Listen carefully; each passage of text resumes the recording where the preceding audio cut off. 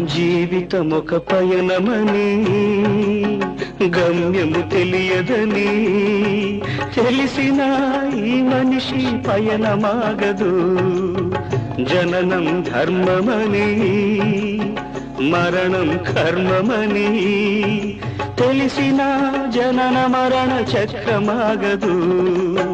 మరణం తథ్యమని ఏ జీవికి తప్పదని తెలిసిన ఈ మనిషి తపనాగదు.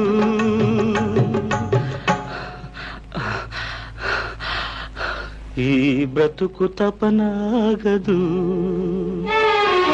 ఆగదు ఏ నిమిషము నీ కోసము, ఆగితే సాగదు ఈ లోకము, ముందుకు సాగదు.